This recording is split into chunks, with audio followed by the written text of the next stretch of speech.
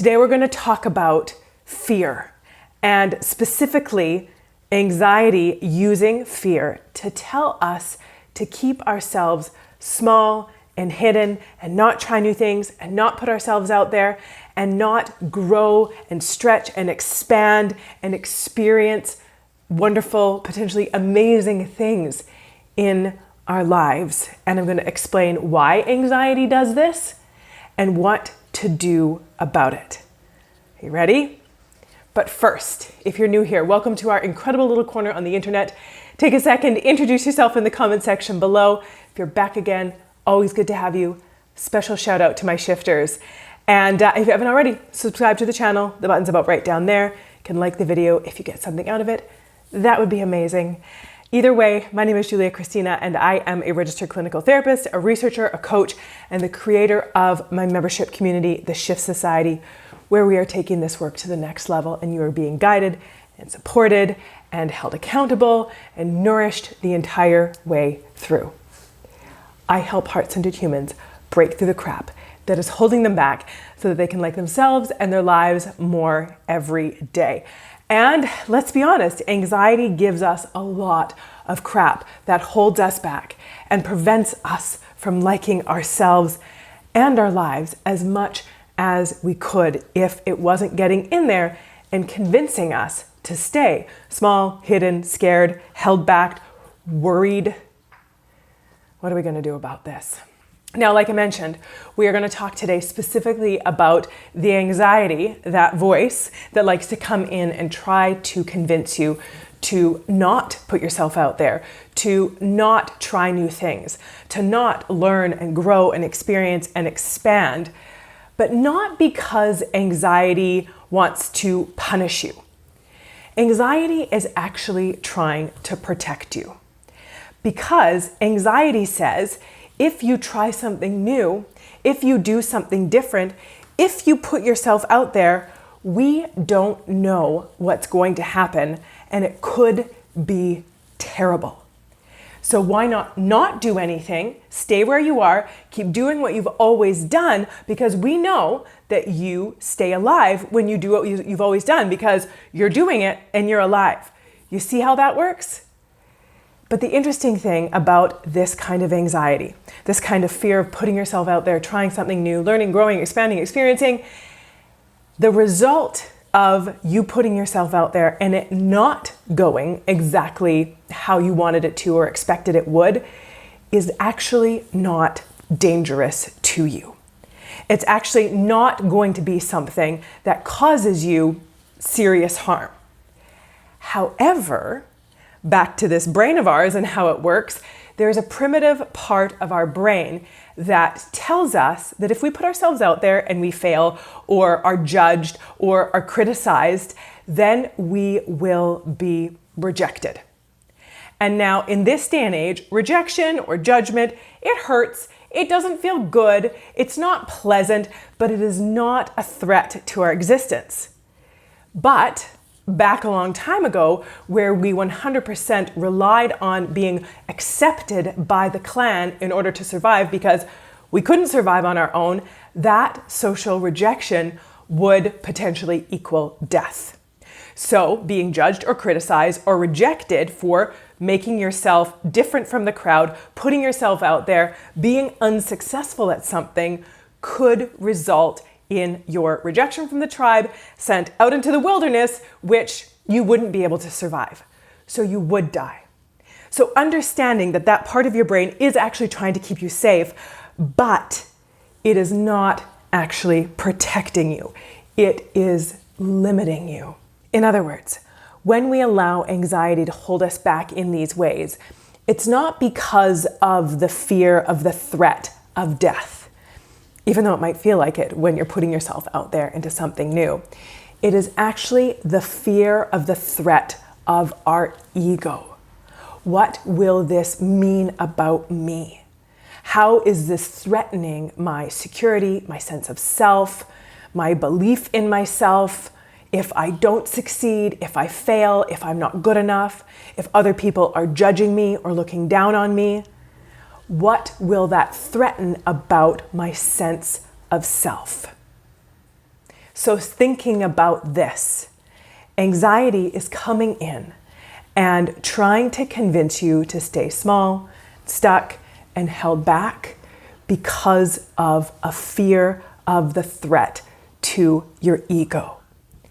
But in this day and age, the good news is that's not an actual threat to your existence. So then, when you want to try something new, go for a goal, experience, expand, learn, grow, create something that is different from what you are doing now, that ego fear is going to come into your brain, and it's going to show up by you asking yourself questions that sound something like this. You're going to ask yourself, what can I earn? Who can I impress? What can I prove? Who can I please? And if you're not satisfied with those answers, then you are going to hold yourself back. You're going to get stuck in thoughts like, what if I fail? What if I'm not good enough? What if people aren't happy with it? What if people judge me? What if I get criticized? What if I fail myself? And then you're going to stop yourself from even trying, even putting yourself out there, even giving it any effort or time at all. But when we practice asking ourselves questions like, what can I learn? How can I grow? Who can I serve? What can I create? How can I expand? Then your brain is going to come up with different answers to those questions that won't get you stuck in that ego fear. If you want things to be different, you have to think different. You have to override those unconscious or fear-based or anxiety-based or ego-based thoughts and practice thinking different thoughts that can come in the form of asking yourself better questions. What can I earn? Who can I impress? Who can I please? What can I prove? Those are not very good questions. What are better questions are, what can I learn? Who can I serve? What can I create? How can I contribute? How can I expand? How can I grow? Ask better questions and you will get better answers. You will be using different parts of your brain that are not the anxiety parts, that are not the fear parts. So now I want to ask you, what would you do? What would you try? What would you go for? What would you create? How would you be doing something different if you weren't letting fear dictate your decisions? Not the fear of actual threat to your safety, but that ego fear.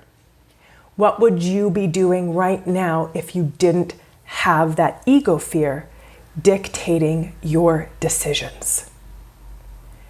Knowing that if you want things to be different, you've got to do something different. And if you want to do something different, then you have to feel something different. And if you want to feel something different, then you have to think something different. I remember when I first started doing live videos, and I remember when my finger would go to do the press live, go live button, it would be shaking, I would be nervous, and I would practice soothing myself, and I would show up and do it anyways, and I would ask myself different questions other than the, what if I mess up? What if I make a mistake? What if I sound stupid? What if nobody likes it? Those are not good questions. They're not gonna come up with any kind of helpful answer in our brain if we get stuck on those questions. And instead, I asked the more helpful questions. How can I serve? What can I communicate today that might help one person? How can I allow myself to show up and just be there and not have to have it be perfect? My finger would still shake. I would still be scared, but I wouldn't stop myself from doing it because I was asking myself those better questions. And so I did it, and I kept showing up, and I kept being scared for many, many, many times, but I kept doing it because I was answering different questions every time I went to do it and was scared. And then after that repetition of me being able to repeat it and show my brain that there wasn't actual danger, that there was no threat, then I started to stop the fear. I started to be able to show up and not be afraid. And now, how many years later, and how many live talks later, and how many times speaking in front of crowds of hundreds and sometimes even thousands, that I've showed myself and my brain that I am okay, even if it's not perfect, even if people are judging me or criticizing me, then that is okay, because I know why I am there, and I know why I am doing what I am doing, and it is not for my own ego. And now I can get up and speak in front of hundreds or even thousands of people and be a little nervous, but mostly excited. And I do it. And I keep doing it. Partly too because I love it. So what about you? What are you letting that fear hold you back from experiencing, expanding, exploring, creating, cultivating, growing? And what if you didn't? What would you be doing? You will not look back at the end of your life and be proud of yourself for all the things that you let that ego fear talk you out of. If you need to start by doing it scared, do it scared, but make sure you're asking yourself those better questions along the way. If you need help with feeling more secure in yourself now, to get that extra little boost to be able to go out and believe in yourself and have confidence in yourself and commit to catching instead of kicking yourself if you fall, get my 6 simple steps to be yourself without apology. It's free, it's a download, it's gonna walk you through how to feel more comfortable and confident and secure in who you are right now. Don't forget to let me know. What would you do if you weren't letting that ego fear talk you out of it? And what are you going to commit to starting? Because now you know how to override that and which questions to be asking yourself instead. Anxiety doesn't get to have the final say. Fear doesn't get to dictate all of your choices. In your corner and on your side. Always. Take good care. See you next time.